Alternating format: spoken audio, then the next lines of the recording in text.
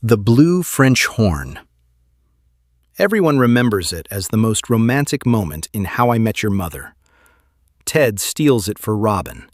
Romantic moment in How I Met Your Mother. Ted steals it for Robin. It's bold. It's grand. It's completely wrong. Because what if I told you that this moment, the one everyone celebrates, is actually the show teaching you exactly what not to do? Watch it again. Really watch it. Ted doesn't ask Robin what she wants. He doesn't listen to her boundaries. He just takes and calls it romance. The show knows this. The writers know this. And they spend the next 9 years proving it. How I Met Your Mother isn't about finding the one. It's about becoming the person who deserves the one. And that journey starts with a stolen French horn and a lesson Ted won't learn for years. On the surface, How I Met Your Mother is comfort food television. 5 friends in New York. A framing device about Ted telling his kids how he met their mother. Barney's suits. Marshall and Lily's perfect relationship. Robin's independence.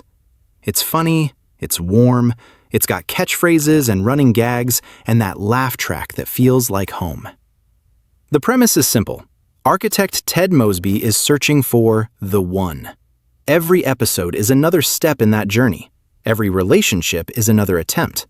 And we, the audience, are along for the ride, waiting to meet the woman with the yellow umbrella. It's a romantic comedy stretched across 9 seasons, a love letter to love itself. That's what everyone sees. That's what the marketing sold. That's what made it a hit.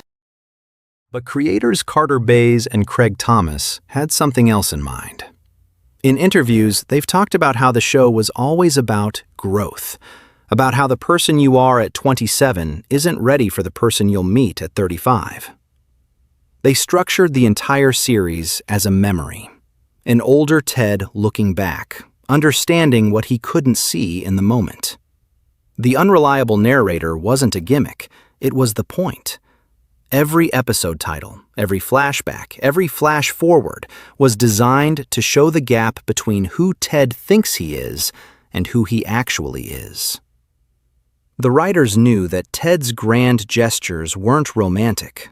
They were desperate. That his speeches about destiny were really about control. That his search for the one was actually running from himself.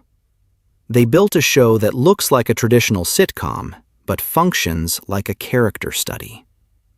And they hid it in plain sight. But here's what nobody talks about. The first season isn't just setup.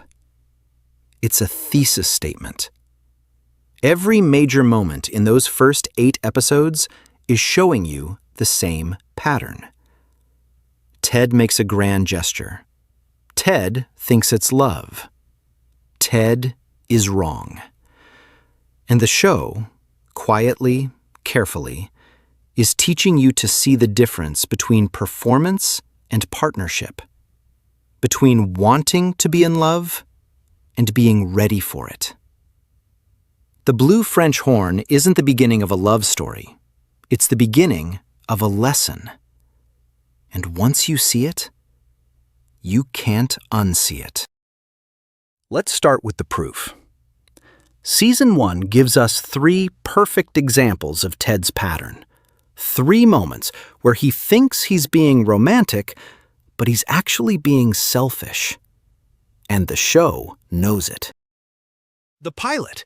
Ted meets Robin. Falls instantly. And on their first date, he tells her he's in love with her. I gotta do something. Excuse me? Pardon me? Just a second. Enjoy your coffee. Hey! Hey! Go! Everybody brings flowers. Robin says no. She says it's too much, too fast. She sets a boundary. And Ted's response?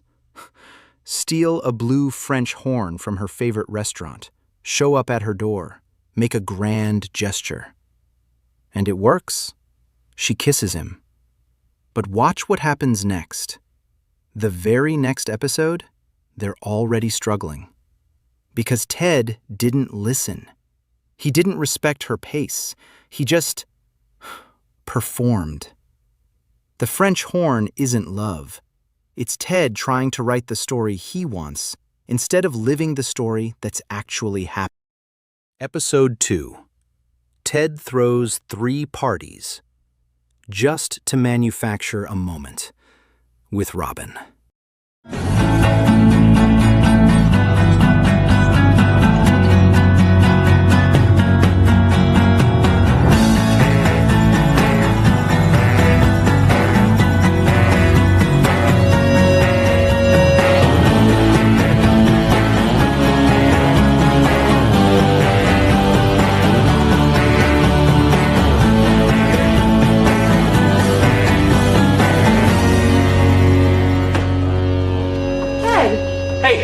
Carlos, can you give us a minute? Hey, no sweat, hombre.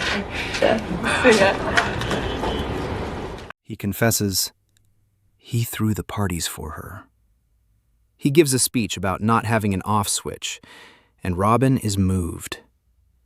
She kisses him. It's beautiful. But it's also manipulation. Ted didn't create a genuine connection. He created a performance. He engineered the moment he wanted. And the show rewards him with the kiss, but punishes him with the relationship that follows. Because you can't build a partnership on scripts and staging. The rooftop works as a scene. It fails as a foundation. Episode 4. Ted tries to do the right thing and break up with Natalie honest. I want to break up. I don't think you're the one for me. I don't want to waste your time because I really like you. I want to do right by you, and I think the best way for me to do that is just to be honest. I'm sorry. Just let it out. They're only tears.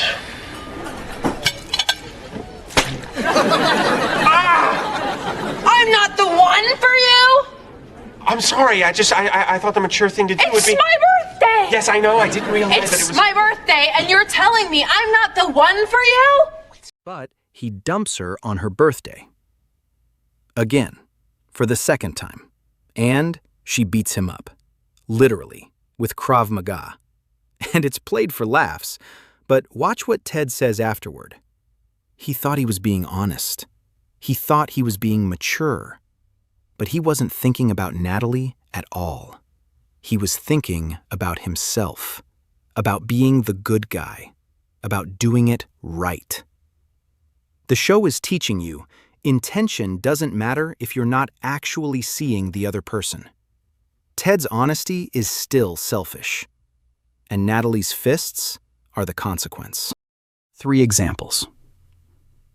3 grand gestures. 3 moments where Ted thinks he's being romantic, but he's actually being blind. The pattern is clear. Ted performs love. He doesn't practice it. But it's not just Ted. The show gives us a control group, Marshall and Lily, the couple that actually works. And if you compare their moments to Ted's, the pattern becomes impossible to ignore. Episode 8.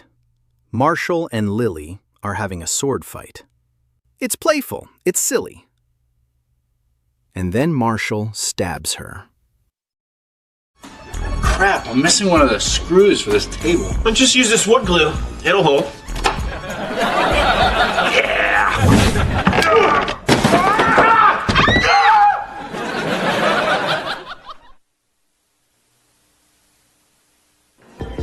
Oh, God.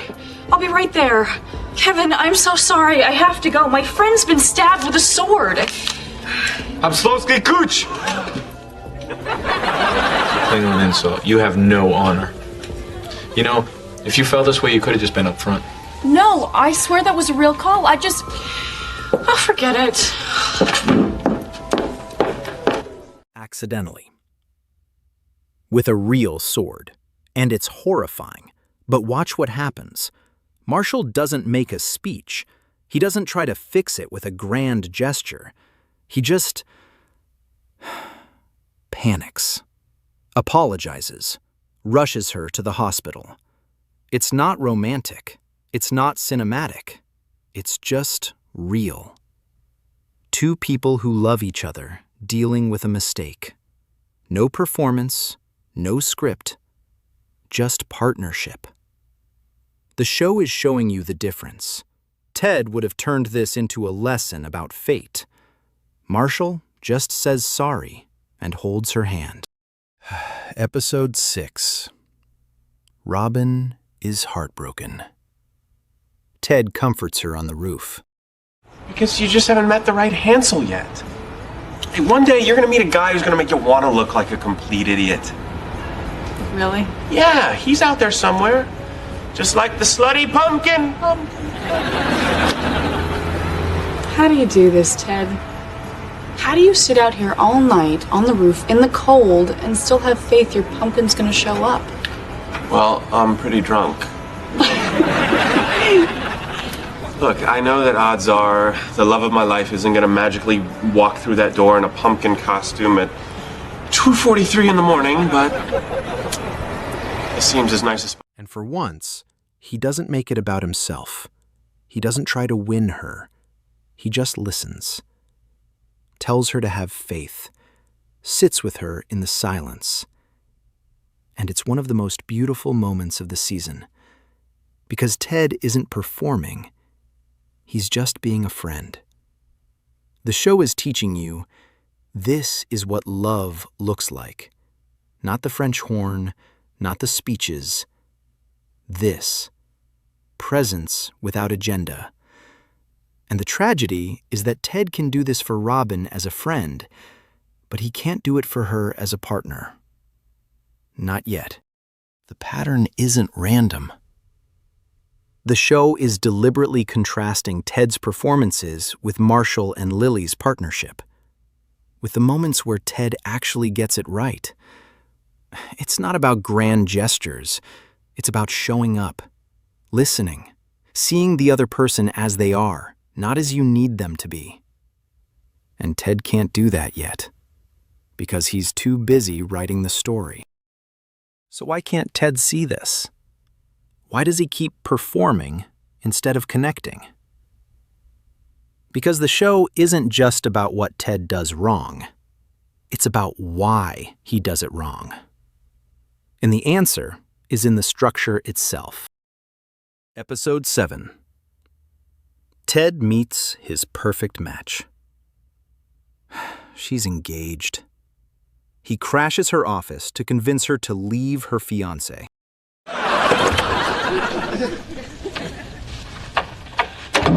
Hello again.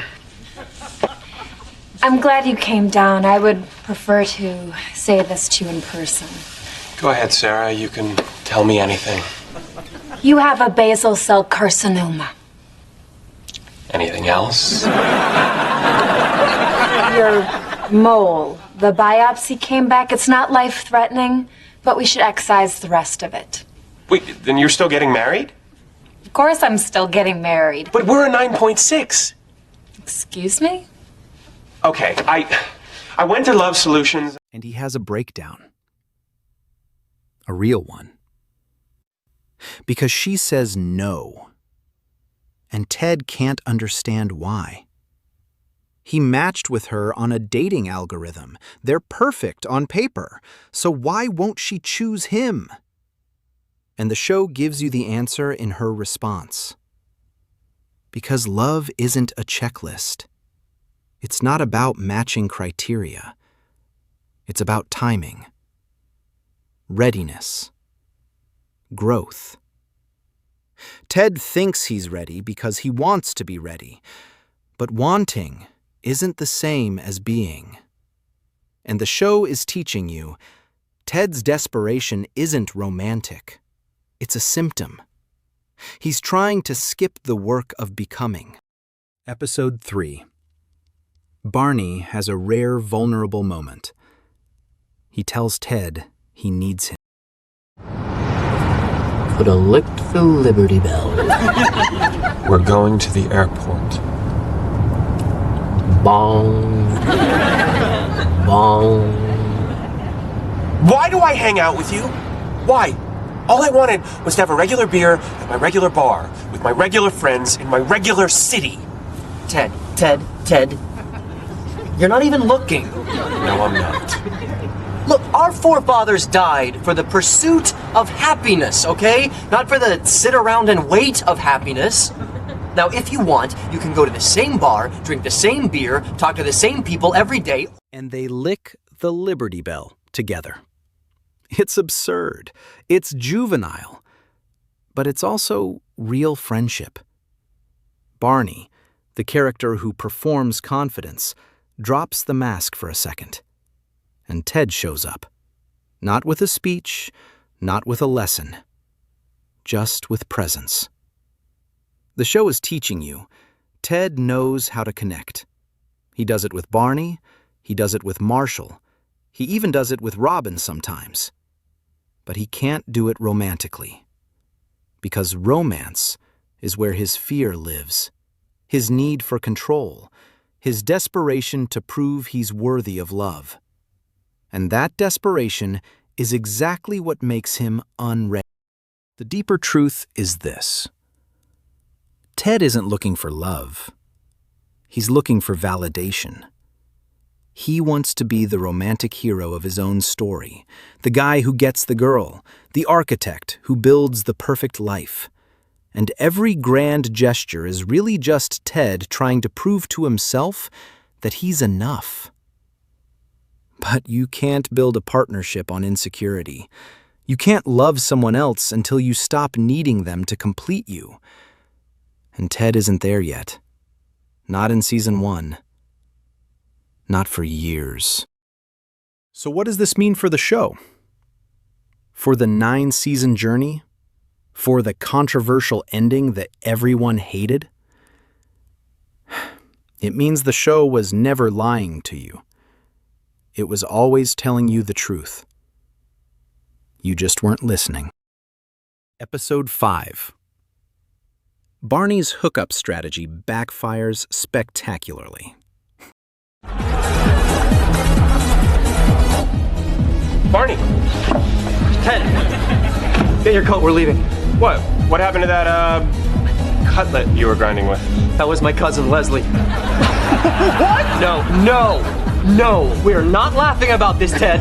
This is not gonna be some funny story that we'll be telling in a couple months. It's not gonna be like, hey, remember that time when you were grinding with... No. And you know why? Because, italics, this night did not happen. And you promise me that you will never, ever, ever tell another living soul what transpired here tonight. You promise. Promise. He grinds with his cousin all night. It's mortifying. It's hilarious. But it's also the show's thesis in miniature. Barney treats relationships like a game, like performance, like conquest, and the universe punishes him with cosmic irony. The show is teaching you can't hack intimacy. You can't perform your way into connection. Eventually, the mask cracks. Eventually, you grind with your cousin. And the only way forward is to stop performing and start being real. Barney will learn this lesson. So will Ted. But it takes 9 years. How I Met Your Mother isn't a show about finding the mother. It's a show about becoming the person who deserves her. Every failed relationship, every grand gesture that doesn't work, every moment where Ted thinks he's ready, but he's not, it's all part of the journey. The show is teaching you that love isn't about destiny or fate or perfect matches. It's about growth, about becoming less selfish, less desperate, less performative, about learning to see another person clearly instead of projecting your needs onto them. And when Ted finally meets the mother, he's ready. Not because he found the right person, but because he became the right person. That's the show. That's the thesis. And the ending, controversial as it is just the final lesson. That growth isn't linear, that you can become ready and still make mistakes, that the journey never really ends. The blue French horn in the finale isn't the same as the blue French horn in the pilot, because Ted isn't the same. And that's the point. I've watched this show 4 times, and every time I understood it differently. The first time, I thought Ted was romantic. The second time, I thought he was annoying. The third time, I thought the writers didn't know what they were doing. But the fourth time, I got it. I saw the pattern. I saw the thesis. And I realized the show was teaching me something I needed to learn. That wanting to be ready for love isn't the same as being ready. That grand gestures are easy. Presence is hard. That the journey to becoming someone worthy of partnership is long and messy and painful. And that's okay. Because that's the journey. That's the point. How I Met Your Mother isn't about finding the one. It's about becoming the person who deserves the one. And that blue French horn, it's not the beginning of a love story. It's the beginning of a lesson. One that takes 9 years to learn and a lifetime to practice. If this changed how you see the show, let me know in the comments. And if you want more deep dives into sitcoms that are smarter than they look, subscribe, because we're just getting started.